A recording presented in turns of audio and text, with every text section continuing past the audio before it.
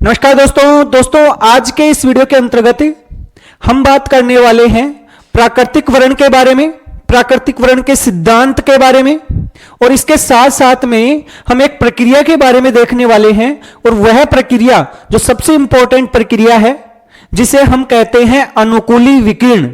हम देखेंगे कि अनुकूली विकिरण क्या होती है, एडेप्टिव रेडिएशन क्या होती है, इसके बारे में समझने वाले हैं। और ये जो टॉपिक है ये जैव विकास की प्रक्रिया के अंतर्गत सबसे महत्वपूर्ण टॉपिकों में शामिल किए जाते हैं। इस कारण वीडियो को पूरा जरूर देखें। अगर आप इस वीडियो को पूरा देखते हैं तो ये टॉपिक है आपके एकदम क्रिस्टल क्लियर हो जाएंगे, एकदम बिल्कुल आपके समझ में आ जाएंगे। इस कारण वीडियो को पूरा जरूर देखें। साथ साथ में यदि आप सबको हमारा ये वीडियो अच्छा लगे तो वीडियो को लाइक और शेयर जरूर करना। और इसके अलावा यदि पहली बार आप हमारे चैनल पर आए हैं, पहली बार हमारे वीडियो को देख रहे हैं, तो हमारे चैनल को सब्सक्राइब भी जरूर करें। तो बात करते हैं सबसे पहले हम प्राकृतिक वर्ण के बारे में। प्राकृतिक वर्ण क्या है? देखो, एक शब्द होता है जिसे हम बोलते हैं प्राकृतिक वर्ण, अर्थात नेचुरल सिलेक्शन। ये क्या है? ये शब्द जो दिया गया है इसके बारे में जो हमें बताया है वो बताया किसने? डार्विन ने। किसने बताया है? डार्विन ने। और डार्विन जो वैज्ञानिक है उन्होंने अपने जो प्रयोग किए हैं 19वीं सदी के अंतर्गत उन्होंने अपने क्या किए हैं? प्रयोग किए हैं। और ये जो डार्विन है इन्होंने जैव विकास के बारे में सबसे महत्वपूर्ण बात बताई है। डार्विन है, इन्होंने जैव विकास के लिए सबसे महत्वपूर्ण एवं मान्य सिद्धांत दिया है। मान्य क्या दिया है? सिद्धांत। और इनके सिद्धांत का नाम यही है प्राकृतिक वर्ण का सिद्धांत। प्राकृतिक वर्ण का सिद्धांत अर्थात नेचुरल सिलेक्शन थ्योरी। ये क्या बोलते हैं कि जो ये जैव विकास होता है वो कैसे होता है, कौन से जीव होते हैं वो प्रकृति के अंतर्गत बने रहते हैं, कौन से जीव होते हैं उनकी नई जातियां कैसे बनती हैं, इस पूरी प्रक्रिया को समझाने के लिए उन्होंने यह सिद्धांत दिया है।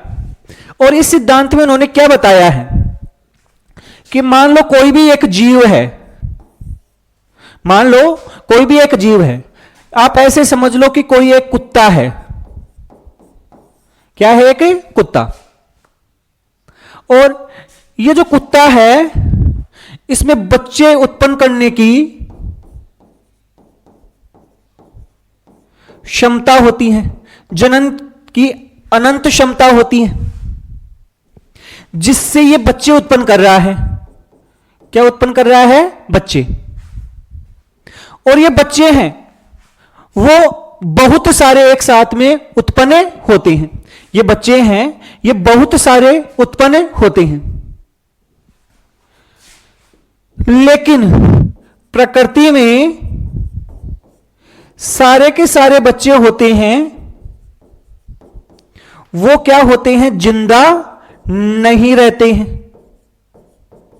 प्रकृति में ये सारे के सारे बच्चे जितने भी उस कुत्ते ने जन्म दिए हैं वो सारे के सारे जिंदा नहीं रहते हैं।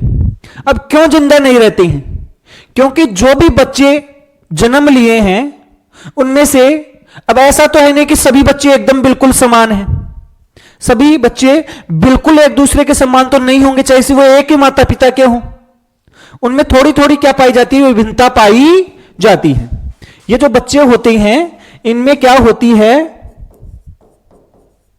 विभिन्नता होती है, वो पाई जाती है। चाहे से एक ही माता पिता की दो संतान क्यों ना हो, एक ही कुत्ते के बच्चे क्यों ना हो, उसके जो भी बच्चे होंगे उनमें कुछ ना कुछ तो अलग अलग है। इनमें से कुछ कमजोर भी हैं, कुछ शारीरिक रूप से मजबूत भी हैं, कुछ का रंग अलग है, कुछ दूसरे रंग के हैं, कुछ ज्यादा शातिर हैं, कुछ आलसी हैं, कुछ ज्यादा एक्टिव हैं। तो इनके अंतर्गत सभी में क्या है? विभिन्नता है। अब ये सारे के सारे बच्चे हैं वो जिंदा नहीं रहेंगे। और क्यों नहीं रहेंगे? क्योंकि भाई प्रकृति के अंदर इनको जीवन जीने के लिए खाना भी खाना है, बाहर की जो भी परिस्थितियां उनसे भी लड़ना है। जो उस कुतिया है उसका जो दूध है, जो इनके लिए भोजन है, वो तो सीमित मात्रा में है। तो जो बच्चा ज्यादा एक्टिव होगा, जो ज्यादा मजबूत होगा, वो तो दूध पी लेगा। जो कमजोर होगा वो दूध नहीं पी पाएगा, और जब नहीं पी पाएगा तो वो और ज्यादा कमजोर हो जाएगा। अब प्रकृति क्या करती है कि प्रकृति में सभी जीवों को जीने के लिए जीवन संघर्ष करना पड़ रहा है। प्रकृति में जीवन संघर्ष करने में जो अपने आप को इस प्रकृति के अनुसार, वातावरण के अनुसार अपने आप में बदलाव ले आता है, अपने आप को बदल लेता है, प्रकृति उसको चुन लेती है। प्रकृति उसको चुनती है, वो बड़ा होता है और वो आगे जनने करता है। जो कमजोर होता है प्रकृति उसको क्या कर देती है? अपने में से निकाल देती है। कैसे भाई? अगर वो कमजोर बच्चा है तो वो अपने आप ही धीरे धीरे कमजोर होते होते अंततः मर ही जाएगा। तो प्रकृति होती है वो सर्वश्रेष्ठ को चुनती है। प्रकृति होती है वो सर्वश्रेष्ठ को क्या कर लेती है? चुन लेती है। और इसी प्रक्रिया को कहते हैं हम प्राकृतिक वर्ण। प्राकृतिक का मतलब हो गया प्रकृति के द्वारा, और वर्ण का मतलब हो गया चुनाव। वर्ण का मतलब क्या हो गया है? चुनाव। इसका मतलब यह हुआ कि कोई भी जो जीव होते हैं उन जीवों के समूह में कुछ ना कुछ क्या होती हैं? विभिन्नताएं। प्रकृति उनमें से उन जीवों को चुनती है जो प्रकृति के अनुसार सर्वश्रेष्ठ होते हैं, और उन जीवों को अपने से बाहर निकाल देती है। अंततः वो समाप्त हो जाते हैं जो प्राकृतिक रूप से क्या होते हैं? कमजोर होते हैं। इसी प्रक्रिया को कहा जाता है, इसी को कहा जाता है हमारा प्राकृतिक वर्ण। वर्ण का मतलब क्या है? चुनाव। प्रकृति के द्वारा चुनाव किया जाता है। अब देखो, जिसका चुनाव प्रकृति ने किया वही तो आगे जनन करेगा, और वो जब जनन करेगा तो उसके बच्चे होंगे। उसके क्या होंगे? बच्चे। उसके बच्चों में भी फिर विभिन्नता आएगी। उसमें से भी प्रकृति बढ़िया होगा उसको चुन लेगी, और इस प्रकार से उस बढ़िया के वापस जनन होगा। इस प्रकार से धीरे धीरे बढ़िया बढ़िया बढ़िया प्रकृति क्या होती है? चुनती ही जाती है। और धीरे धीरे क्या होता है कि प्रकृति सर्वश्रेष्ठ को चुनती जा रही है। इस कारण यदि पहले वाले पूर्वज और उस सर्वश्रेष्ठ पूर्वज को देखें तो इन दोनों में अलग प्रकार की प्रजाति बने जाती है, और इस प्रकार से एक ही प्रजाति से अलग अलग प्रकार के जीव होते हैं वो बने जाते हैं। वो किसके ऊपर डिपेंड करता है? प्रकृति के ऊपर डिपेंड करता है। किसके ऊपर डिपेंड करता है? प्रकृति के ऊपर डिपेंड करता है। भाई परिस्थिति के अनुसार कौन सबसे बढ़िया है, प्रकृति उसी को क्या कर लेती है? चुने लेती है। और इसी प्रक्रिया से आपके अलग अलग प्रकार के जीव होते हैं वो बने जाते हैं। इस प्रकार से हम बोल सकते हैं कि जो हमारा प्राकृतिक वर्ण होता है यह जैव विकास के लिए महत्वपूर्ण कारक है। जैव विकास क्यों हो रहा है? एक ही जाति से अलग अलग प्रकार की जाति क्यों बन रही है? क्योंकि प्रकृति उनको चुनती है, प्रकृति सर्वश्रेष्ठ को चुनती है। इस प्रकार से आपको ध्यान रखना है कि प्राकृतिक वर्ण होता है ये जैव विकास के लिए, प्राकृतिक वर्ण होता है वो जैव विकास के लिए सबसे महत्वपूर्ण होता है। प्रकृति अलग अलग प्रकार की जातियां हैं, इसी जैव विकास की प्रक्रिया, जो अलग अलग प्रकार की जातियां बनती हैं वो इसी प्राकृतिक वर्ण के कारण से बनती हैं। ऐसा किसका मानना था? डार्विन का। और डार्विन की ये बात है, ये आजकल सबसे ज्यादा मानी जाती है। सबसे सर्वमान्य जो सिद्धांत है वो यही है, प्राकृतिक वर्ण का सिद्धांत, जो किसके द्वारा दिया गया है? डार्विन के द्वारा दिया गया है। तो आपको यह समझ में आ गया होगा कि प्राकृतिक वर्ण क्या है। देखो इसका एक उदाहरण समझते हैं हम। इसका एक क्या समझते हैं हमें? उदाहरण। देखो, बात कहां की कर रहे हैं? इंग्लैंड की। कहां की कर रहे हैं? इंग्लैंड। और इंग्लैंड में यदि हम देखें तो एक कंडीशन तो हम देखते हैं 1850 के पहले, और एक कंडीशन हम देखते हैं 1920 के बाद में। 1850 क्यों भाई? क्योंकि 1850 के पहले इंग्लैंड में बहुत ज्यादा उद्योग नहीं थे, और 1850 के बाद में इंग्लैंड में बहुत ज्यादा उद्योग लगे, और उद्योग लगने को कहा गया औद्योगिकीकरण। क्या कहा गया? औद्योगिकीकरण। तो 1850 से पहले वहां पर बहुत ज्यादा उद्योग नहीं थे, अर्थात ये किससे पहले की उपस्थिति है या किससे पहले की परिस्थिति है? औद्योगिकीकरण के पहले की परिस्थिति। तो 1850 का मतलब हो गया है औद्योगिकीकरण से पहले की स्थिति। इस समय बहुत ज्यादा उद्योग नहीं लगे थे, और 1920 में बहुत ज्यादा उद्योग लग चुके थे, अर्थात औद्योगिकीकरण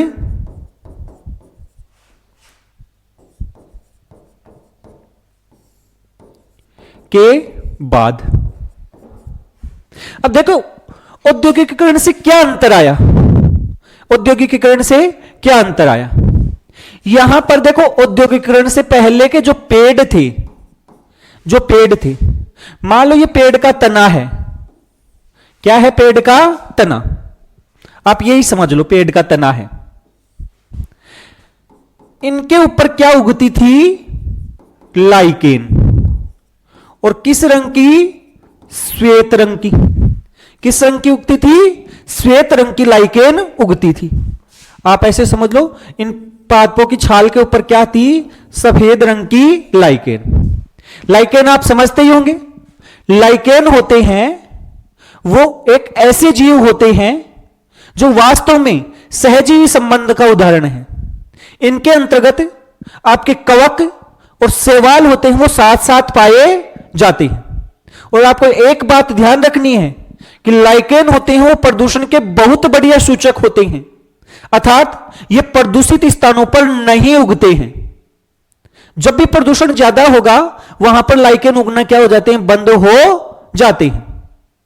तो देखो, औद्योगिकीकरण से पहले पेड़ों के ऊपर क्या उगते थे?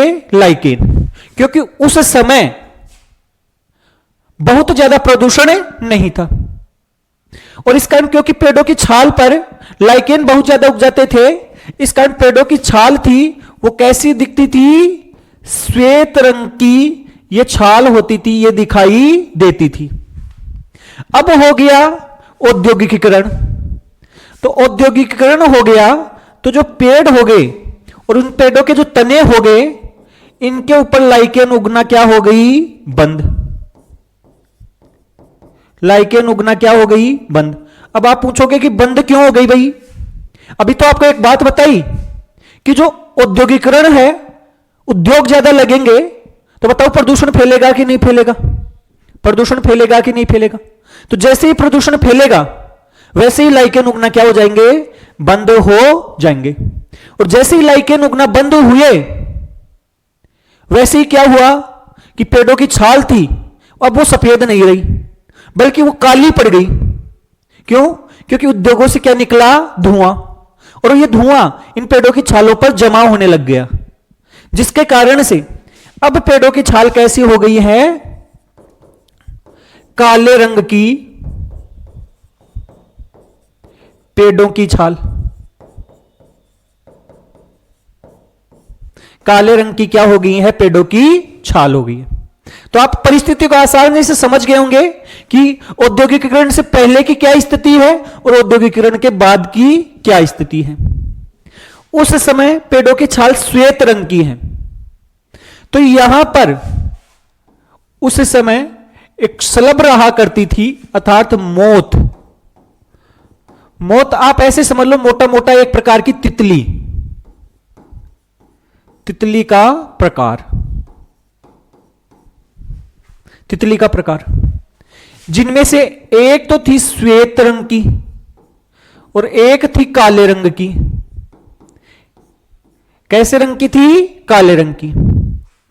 अब आप खुद बताओ कि इस वाली परिस्थिति में पेड़ का तना कैसा है? श्वेत। पेड़ का तना कैसा है? श्वेत। तो अगर सफेद रंग के बैकग्राउंड पर सफेद रंग की तितली बैठ जाएगी तो वो दिखाई देगी क्या? वो तो छुप जाएगी। वो क्या हो जाएगी? छुप जाएगी। और काले रंग की तितली होगी, सफेद पर काला रंग डालो, सफेद रंग के बैकग्राउंड पर काले रंग की तितली होगी, वो तो दूर से ही दिखाई देगी। इस कारण जो भी शिकारी पक्षी हुआ करते थे उनको ये काले रंग की तितली जल्दी दिखाई देती थी, और ये श्वेत रंग की तितली थी वो दिखाई नहीं देती थी। तो शिकारी पहले किसको पकड़ेगा? जो दिख रही है, वो जो दिख रही है उसी को तो पकड़ेगा। इस कारण इस कंडीशन में ये श्वेत रंग वाली तितली थी, ये कैसी थी? ज्यादा, प्रकृति में बहुत ज्यादा।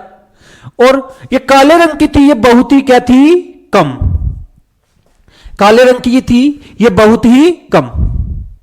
अब परिस्थितियां बदल गई औद्योगिकीकरण के बाद में। औद्योगिकीकरण के बाद में परिस्थिति क्या हो गई? बदल गई।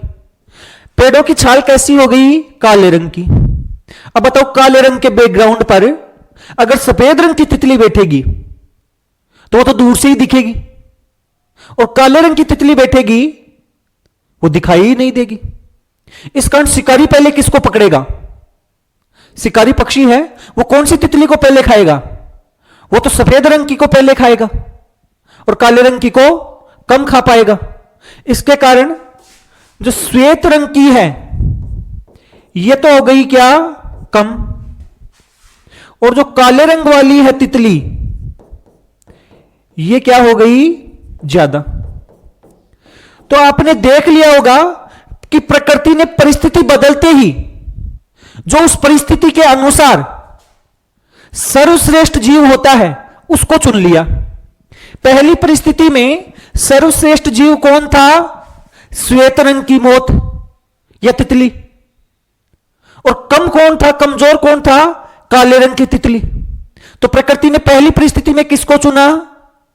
सफेद रंग की तितली को चुना, वो प्रकृति में ज्यादा थी। दूसरी कंडीशन में देखो, कंडीशन बदली। अब प्रकृति के अनुसार बेस्ट कौन है? प्रकृति के अनुसार अब काले रंग की तितली बेस्ट है। प्रकृति किसको चुनेगी? काले रंग की तितली को पहले चुनेगी।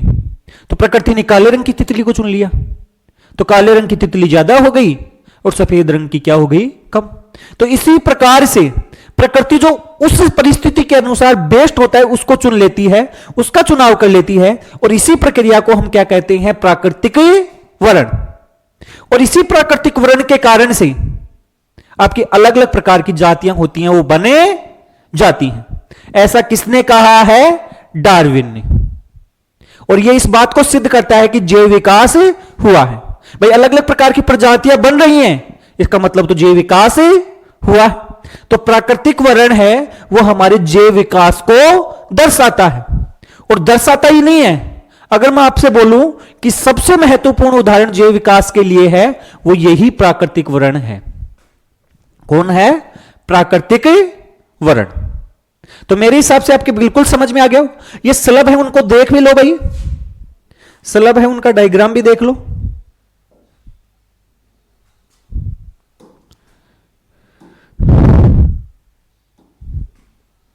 ये वही हैं जिनके बारे में अभी हम बात कर रहे थे। ये थोड़े काले रंग की है, ये सफेद रंग वाली स्लब है। देखो पहले यदि हम बात करें, इसको मैं दो कंडीशन में बताता हूं आपको।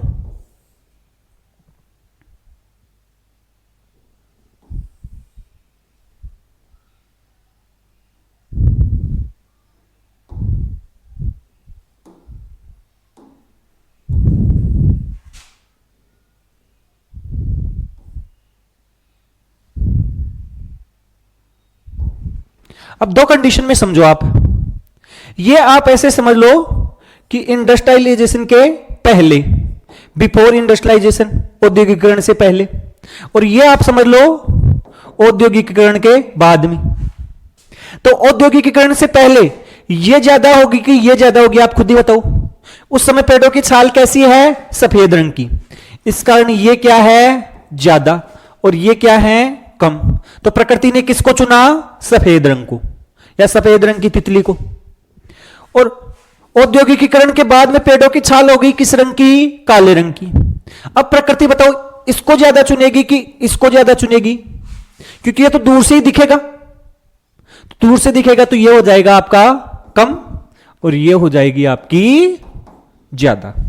यही तो है आपका क्या? प्राकृतिक वर्ण। क्या हो गया है? प्राकृतिक वर्ण। तो हमने प्राकृतिक वर्ण को समझाने की क्या की है? कोशिश की। और डार्विन के द्वारा जो सिद्धांत दिया गया उसका नाम भी आपको पता चल गया होगा, प्राकृतिक वर्ण का सिद्धांत। चलो अब बात करते हैं कि क्या प्रकृति ही चुनती है? क्या कोई ऐसा चुनाव है जो मनुष्य भी कर रहा है? क्या मनुष्य भी ऐसा चुनाव कर सकता है क्या? या मनुष्य के कोई क्रियाकलाप हैं जिनकी वजह से ऐसा चुनाव हो रहा है? देखो भाई, एक उदाहरण समझो आप। मान लो कि कोई जीव है, कोई भी क्या है? जीव। एक जीव है जो रहता है जंगल में, मतलब जंगली जीव है। क्या है? जंगली जीव है। इसमें से कुछ जीवों को मनुष्य ने क्या बना लिया? पालतू बना लिया। क्या बना लिया? पालतू। और कुछ जीव थे वो आपके कहां रहे? जंगल में ही रहे। तो जो जीव पालतू बने या जिन जीवों को पालतू बनाया गया, उनको तो मनुष्य ने उनके खाने का भी ध्यान रखा, उनके लिए आवास की भी व्यवस्था की, रोग होने पर उनकी रोगों से भी सुरक्षा की। इसका मतलब यह हुआ कि उनके लिए जो परिस्थिति है वो सुविधाजनक है। जबकि बात करें जंगली जीवों के लिए, जंगली जीव हैं, क्या उनको कोई खाना अपने आप दे रहा है? उनको तो खुद को ढूंढना पड़ रहा है, अपने आवास के लिए खुद व्यवस्था करनी पड़ रही है। अगर कोई बीमार भी हो रहा है तो उनको प्राकृतिक रूप से सही होना पड़ रहा है, अगर सही नहीं हो गया तो उसकी मृत्यु हो गई। इसका मतलब यह हुआ कि जो पालतू जानवर हैं उनका जीवन है वो अधिक सुविधाजनक है। और क्योंकि वो अधिक सुविधाजनक है, प्रकृति के अनुसार वो अपने आप को सही तरीके से ढाल पा रहे हैं। वो ठंड से नहीं मरेंगे, ना वो गर्मी से मरेंगे, ना वो भोजन की कमी से मरेंगे, ना वो पानी की कमी से मरेंगे। तो बताओ, उनको तो परिस्थितियां बहुत अनुकूल मिल रही हैं। और जब अनुकूल मिल रही हैं तो ये जीव होंगे, ये ज्यादा वृद्धि करेंगे। इनकी अलग अलग प्रकार की नस्लें होंगी, वो तैयार हो जाएंगी। इनकी अलग अलग प्रकार की नस्लें होंगी, वो क्या हो जाएंगी? तैयार हो जाएंगी। जबकि जंगल में जो जीव रह रहे हैं उनका जीवन उतना सुविधाजनक नहीं है। ना उनको खाने के लिए उतने भोजन मिल रहा है, ना सुरक्षा की उतनी गारंटी है, ना आवास की उतनी गारंटी है। तो इस कारण इनकी परिस्थितियां हैं ये असुविधाजनक हैं। कैसी हैं? असुविधाजनक। और असुविधाजनक हैं तो ये कम जीव बनाएंगे, कम प्रकार की इनकी नस्लें बनेंगी। और कम प्रकार की नस्लें बनेंगी तो ये जीव हो जाएंगे प्रकृति में ज्यादा, ये जीव हो जाएंगे क्या? कम। अब देखो, ये चुनाव हुआ, कौन से जीवों का ज्यादा चुनाव हुआ? पालतू जीवों का। प्रकृति में कौन से जीव ज्यादा हुए? पालतू जीव। ये कौन सी परिस्थिति के कारण से हुआ? मनुष्य के कारण से ही तो हुआ। किसके कारण से हुआ? मनुष्य के कारण से। इसका मतलब है, अगर मनुष्य 100 साल में या कुछ वर्षों के अंतर्गत ऐसी अलग अलग प्रकार की नस्लें बना सकता है, तो प्रकृति एक लंबे समय में प्राकृतिक वर्ण के द्वारा ऐसी ही नस्लें तैयार कर लेती है। प्रकृति को टाइम लगेगा, मनुष्य ने क्योंकि कृत्रिम रूप से किया है तो उसको कम समय लगा। तो यह आपको ध्यान रखना है। ऐसा ही एक उदाहरण है कि मान लो आप क्या कर रहे हैं कि फल और सब्जियों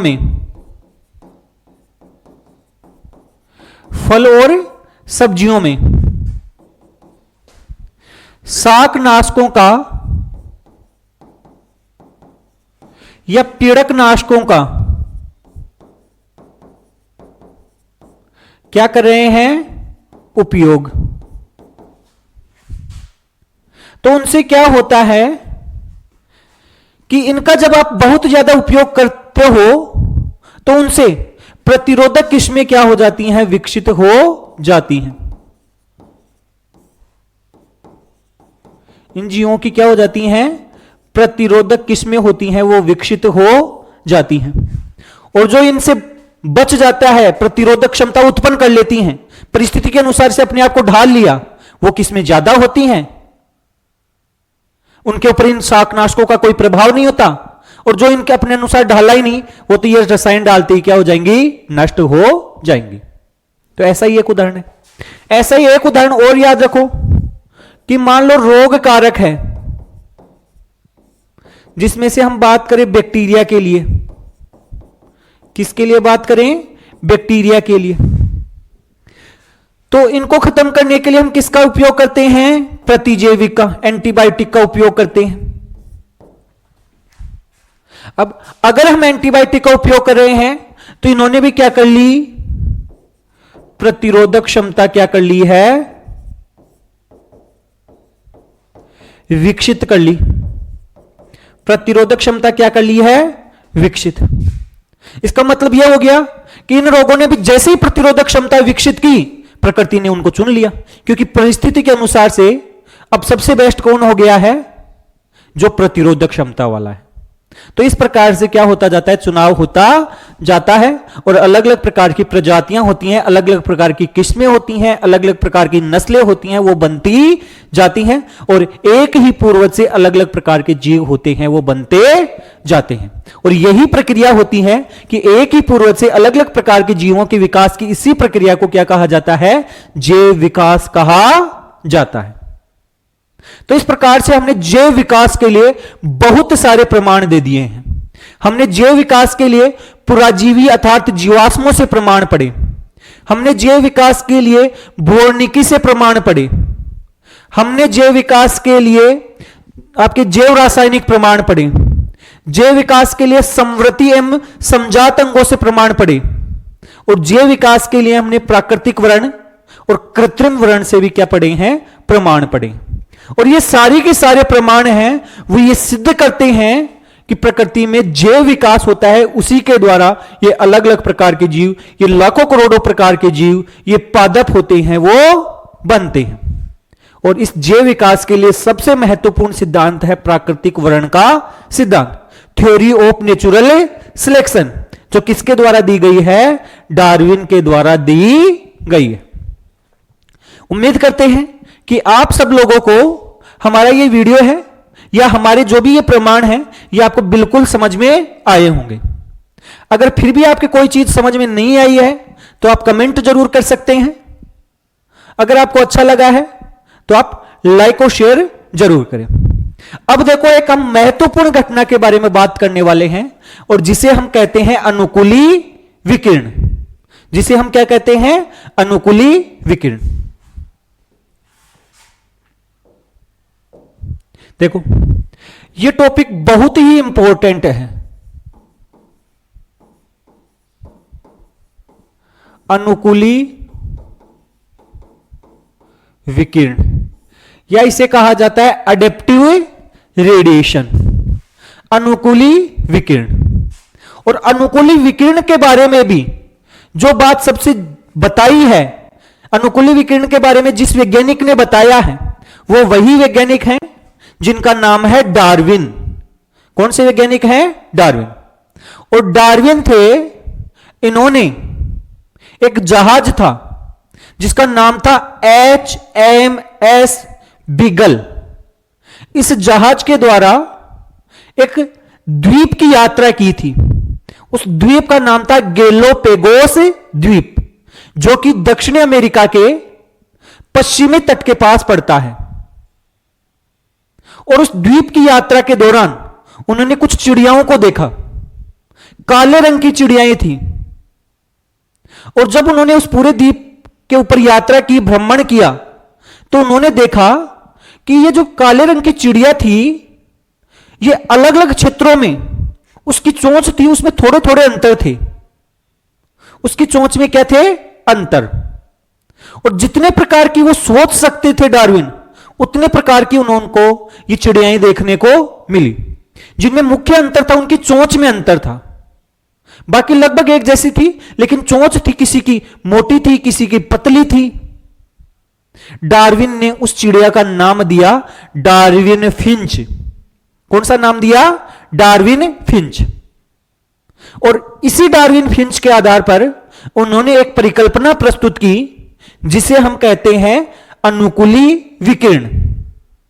तो बात करते हैं अनुकूली विकिरण के बारे में। सबसे पहले अनुकूली विकिरण के बारे में बताया किसने? डार्विन ने। कब बताया? जब उन्होंने क्या की है? यात्रा। कहां की यात्रा की? गैलोपेगोस द्वीप की यात्रा की। कहां पड़ता है यह द्वीप? दक्षिणी अमेरिका के पश्चिमी तट के पास। थोड़ा सा पता होना चाहिए, हालांकि कोई नहीं पूछेगा कहां पर है। द्वीप का नाम याद रखना है गैलोपेगोस द्वीप। यात्रा के लिए जो जहाज उन्होंने काम में लिया, ये देखो जहाज का नाम पूछा जाता है। जो जहाज उन्होंने काम में लिया, उस जहाज का नाम था HMS बीगल। कौन सा जहाज था? HMS beagle. इस यात्रा के दौरान उन्होंने क्या देखी? काले रंग की चिड़िया। और इस काले रंग की चिड़िया को उन्होंने क्या नाम दिया था भाई? डार्विन फिंच नाम दिया। फिंच का मतलब होती है चिड़िया, और क्योंकि डार्विन उसके बारे में अध्ययन किया, इस कारण उसका नाम रख दिया। उसको समझने के लिए हमने कर दिया डार्विन फिंच। अब जब उन्होंने इस द्वीप का भ्रमण किया, द्वीप का क्या किया? भ्रमण किया, तो इस फिंच की चोंच थी, उस चोंच में अंतर के आधार पर, किसके आधार पर? अंतर के आधार पर अलग अलग प्रकार की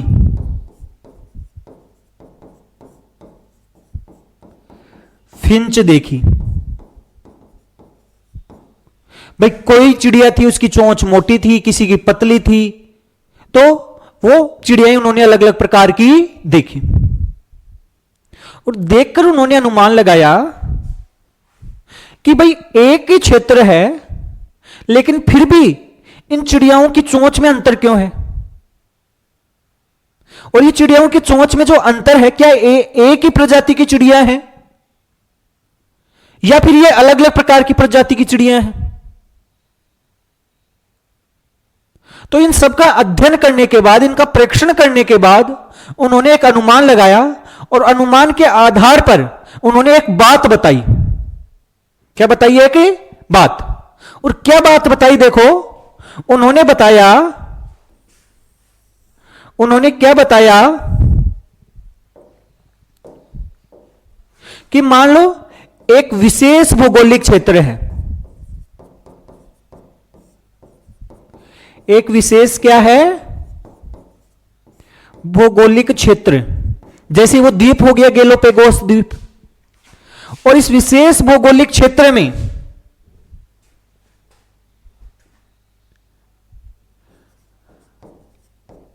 अलग अलग स्थानों पर, अलग अलग स्थानों पर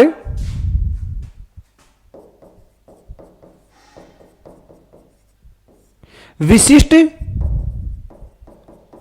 लक्षणों वाले,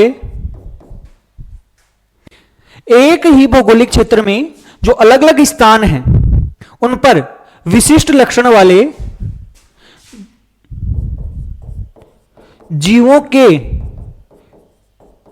विकास का जो ये प्रक्रम है, एक बिंदु से प्रारंभ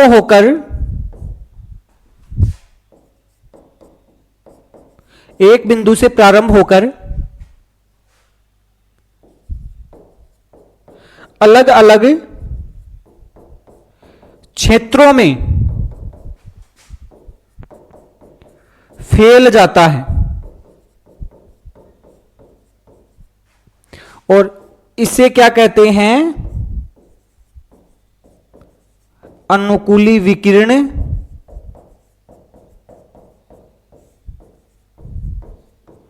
कहते हैं। कि एक विशेष भौगोलिक क्षेत्र था, जैसे ये द्वीप है, और इस द्वीप के भी अलग अलग स्थान हो गए।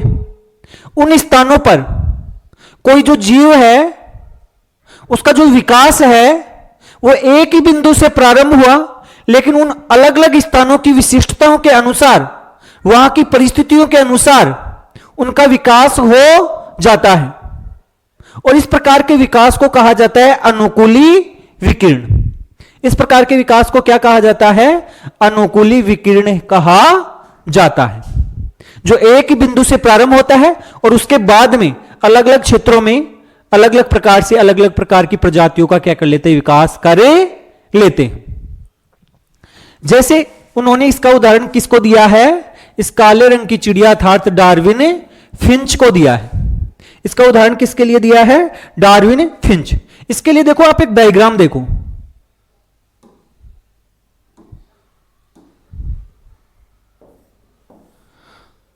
डार्विन फिंच है, यह हमारे अनुकूली विकिरण को समझने के लिए एक सबसे बढ़िया क्या माना जाता है? उदाहरण माना जाता है। देखो, ये डार्विन फिंच के अलग अलग प्रकार हैं जो गैलोपेगोस द्वीप के ऊपर उन्होंने देखे थे। इन सभी का जो विकास है वो एक ही बिंदु से प्रारंभ हुआ है। यहां से कुछ चिड़ियाएं हैं, वो ऐसी जगह पर चले गए जहां पर फल ज्यादा थे।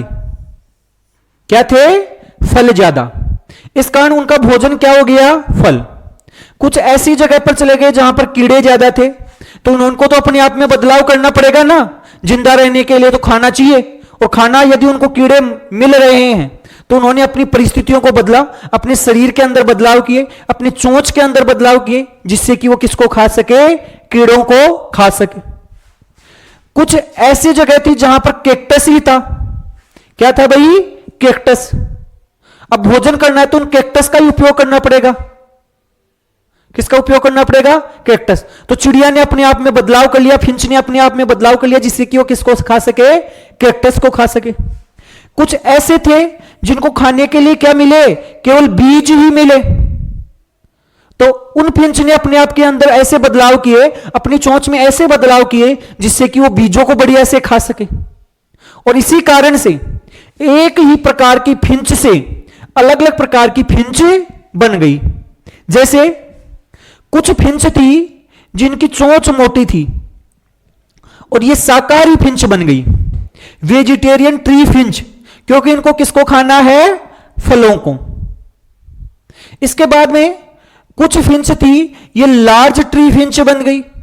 कुछ थी ये स्मॉल ट्री फिंच बन गई। क्यों? क्योंकि इनको किसको खाना था? कीड़ों को। इन पेड़ पौधों पर कीड़ों को खाना था। तो इनकी चोंच देखो, इनकी चोंच और इनकी चोंच और इनकी चोंच में क्या आ गया है? बदलाव। इसी प्रकार से देखो कैक्टस खाने वाली में एक वुड पेकर, मतलब जो ऐसे पौधों को खा सके जो लकड़ी को भी क्या कर सके? तोड़ सके। उसकी चोंच बदलाव देखो, इसकी चोंच ऐसे लंबी हो गई, नुकीली हो गई। फिर इसके बाद में वॉबलर फिंच, कैक्टस खाने वाली कैक्टस फिंच। इसके बाद में ऐसी जगह पर चली गई जहां पर बीज ज्यादा थे, तो इनमें से एक स्मॉल ग्राउंड फिंच बन गई, मीडियम ग्राउंड फिंच मतलब मैदानों में रहने वाली, और एक लार्ज ग्राउंड फिंच। इनकी चोंच में अंतर है, देखो ये एकदम बिल्कुल पतली है, ये थोड़ी सी मोटी, और ये सबसे ज्यादा मोटी है।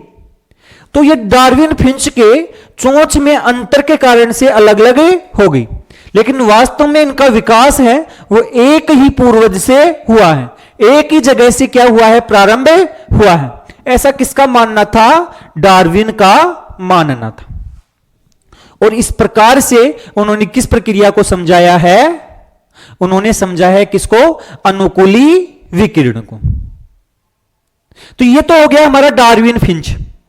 कौन सी फिंच हो गई है? Darwin Finch. और डार्विन फिंच है, देखो एक ही बिंदु से प्रारंभ होकर अलग अलग प्रकार के जीवों के विकास की प्रक्रिया को क्या करती है? समझाती है। अर्थात अनुकूली विकिरण है।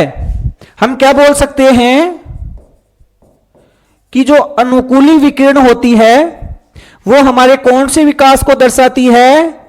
अपसारी विकास को दर्शाती है। हमने पिछले वीडियो के अंतर्गत बात की थी, अपसारी का मतलब जो एक ही जगह से प्रारंभ हो, एक ही पूर्वज हो और उससे क्या बन जाए? अलग अलग प्रकार के जीव बन जाए। तो आप खुद ही समझो, यहां पर एक ही पूर्वज है और उससे अलग अलग प्रकार के जीव बन गए कि नहीं बन गए? बताओ। तो ये किस प्रकार के विकास को दर्शा रही है? अपसारी विकास को दर्शा रही है। तो याद रखना, अनुकूली विकिरण होती है, ये किस प्रकार के विकास को दर्शाती है? अपसारी विकास को। आपसे पूछ ले, समजात अंग होते हैं, किस प्रकार के विकास को दर्शाते हैं? अपसारी विकास को दर्शाते हैं। क्या यही उदाहरण दे सकते हैं हम अडेप्टिव रेडिएशन के लिए या अनुकूली विकिरण के लिए? क्या केवल एक ही उदाहरण है? नहीं, एक अनुकूली विकिरण है जो ऑस्ट्रेलिया में भी चल रही है। ऑस्ट्रेलिया में कौन सी अनुकूली विकिरण चल रही है? जिसे हम बोलते हैं शिशुधानी विकिरण। क्या बोलते हैं भाई? शिशुधानी विकिरण। देखो भाई, समझो, पहले आपको डायग्राम दिखाता हूं।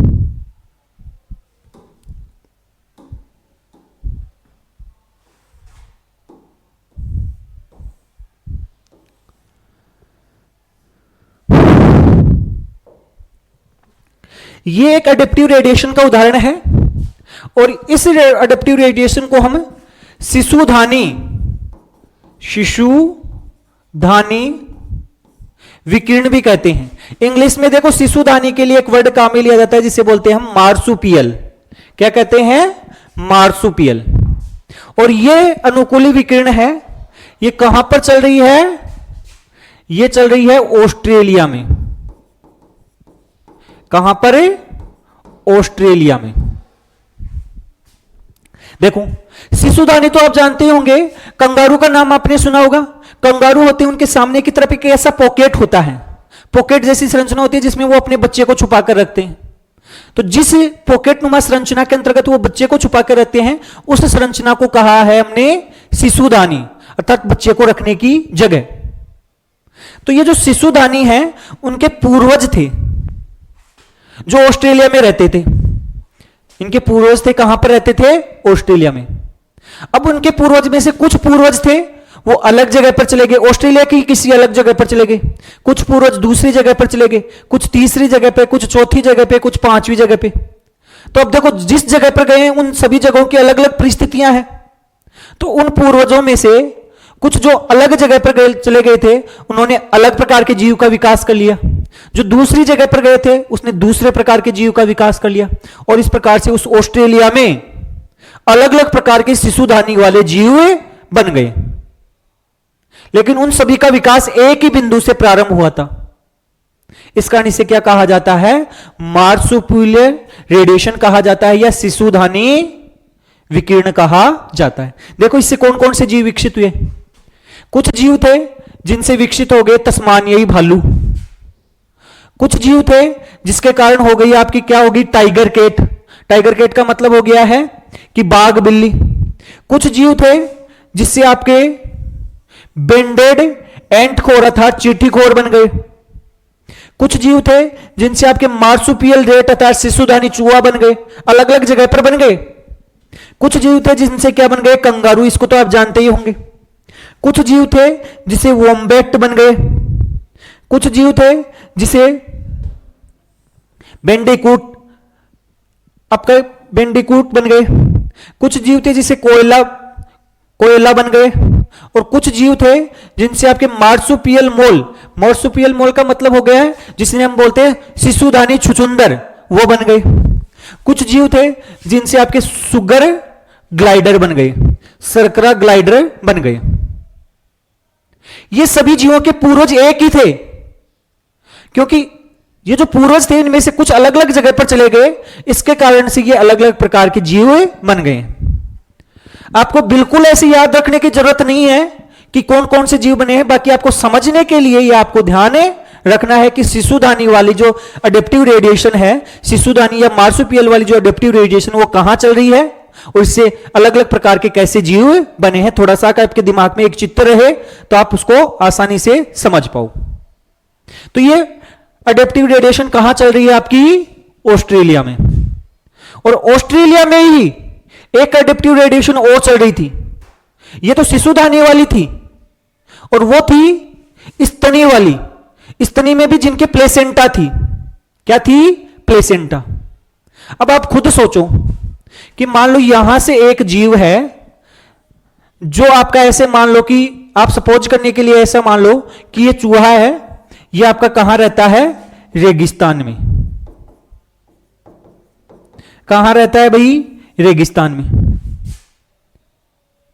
और आपके स्तनी में भी, अपरा स्तनी में भी कुछ जीव थे जो कहां आ गए रेगिस्तान में आ गए। कुछ जीव थे वो कहां आ गए रेगिस्तान में। तो बताओ रेगिस्तान में रहने के लिए तो पहले जीव ने जैसी विशेषताएं उत्पन्न की वैसी उस दूसरे जीव को भी करनी पड़ेगी।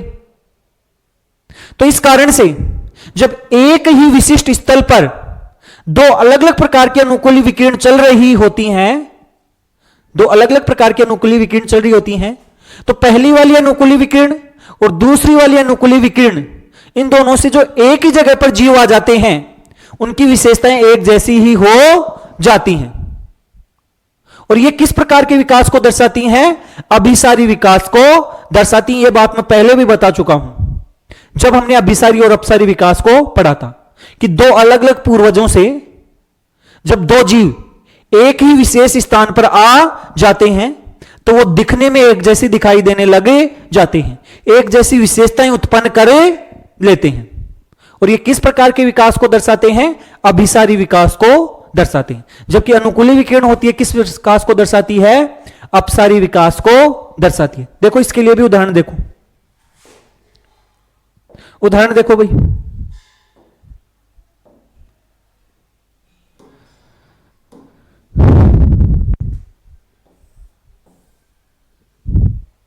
ये देखो कुछ उदाहरण दिए हुए हैं। ये प्लेसेंटा वाले थे अर्थात अपरा स्तनी। अपरा का मतलब जिनके प्लेसेंटा पाई जाती है, जैसे मनुष्य भी स्तनी है, लेकिन ये मनुष्य के लिए नहीं है, दूसरे जीवों के लिए है। और ये है आपके मार्सुपियल जिनमें शिशुधानी पाई जाती है। तो ये दो अलग अलग प्रकार की विकिरण हो गई। अब दो अलग अलग प्रकार की विकिरण से मान लो इससे एक जीव और इससे एक जीव अलग अलग एक जगह पर आ गई। आप ऐसे समझो कि मान लो कि कोई व्यक्ति है वो पाकिस्तान का है, कोई व्यक्ति है वो भारत का है, दो अलग अलग जगह के व्यक्ति हैं, और ये दोनों अमेरिका में चले गए, एक जगह पर चले गए। अब बताओ अमेरिका में रहने के लिए उनको अमेरिका के जैसा ही खान पान खाना पड़ेगा, उनको अमेरिका की जैसी भाषा समझनी पड़ेगी, वहां पर उनको इंग्लिश ही समझनी पड़ेगी। तो दोनों ने क्या सीख ली? इंग्लिश सीख ली। और दोनों ने इंग्लिश सीख ली और उनका एक्सेंट बोलने का तरीका भी अमेरिका का जैसा हो गया। लेकिन वो वास्तव में तो अलग अलग जगह के हैं, लेकिन एक जगह पर जाकर उनका विकास एक ही तरीके का हो गया, तो किस प्रकार के विकास को दर्शा रहे हैं? अभिसारी विकास को। ऐसे ही कुछ जीव थे जो प्लेसेंटल थे, कुछ थे जो मार्सुपियल थे, लेकिन एक ही जगह पर आ गए तो एक जैसे ही दिखने लग गए। जैसे आपका मार्सुपियल मोल अर्थात आपका शिशुदानी वाला छुचुंदर, और यह आ गया आपका प्लेसेंटल छुचुंदर। ये दोनों एक जैसे ही बिल्कुल दिखने लग गए, लेकिन वास्तव में ये अलग अलग पूर्वजों से क्या हुए हैं? विकसित हुए हैं। जब अलग अलग पूर्वजों से विकसित हुए हैं और एक जगह पर आकर एक जैसे दिखने लग गए तो कौन सा विकास होगा? अभिसारी का मतलब अलग अलग जगह से आकर एक जगह इकट्ठा होना, और अपसारी का मतलब एक जगह से अलग अलग जगह पर जाना। इसी प्रकार से ये चींटीखोर और ये न्यूम्बेट, या ये भी चींटीखोर हैं लेकिन अलग अलग कैटेगरी का। ये चूहा और ये आपका मार्सुपियल चूहा, ये लिमर और ये स्पॉटेड कस्कस, ये फ्लाइंग स्क्रूएल और ये फ्लाइंग फ्लेंजर, बॉबकैट और ये तस्मानियाई टाइगर भालू। तो इस प्रकार से अलग अलग प्रकार के जो जीव थे वो एक ही स्थान पर आ गए। तो आपको याद रखना, ऑस्ट्रेलिया में कितनी अनुकूली विकिरण हमें याद रखनी है? एक शिशुदानी वाली अनुकूली विकिरण याद रखनी है, और एक कौन सी अनुकूली विकिरण याद रखनी है? अपरास्तनी अर्थात प्लेसेंटा वाली। और जब ये अलग अलग प्रकार के अनुकूली विकिरण से एक ही जगह पर आ गए तब तो कौन सा विकास हो गया? अभिसारी। और अगर प्रॉपर एक एक के लिए बात करें तो वो कौन से विकास को दर्शा रही हैं? अपसारी विकास को दर्शा रही। तो इस प्रकार से आज के इस वीडियो के अंतर्गत हमने प्राकृतिक वर्ण के बारे में, अनुकूली विकिरण के बारे में, और ऑस्ट्रेलिया में कौन कौन सी अनुकूली विकिरण चल रही हैं उनके बारे में अध्ययन किया है। आप सबको हमारा ये वीडियो है कैसा लगा है? अगर अच्छा लगा है तो वीडियो को लाइक और शेयर जरूर करना भाई। और इसके अलावा यदि आप हमारे चैनल पर पहली बार आए हैं तो हमारे चैनल को सब्सक्राइब जरूर करें, औरों से भी करवाएं। धन्यवाद।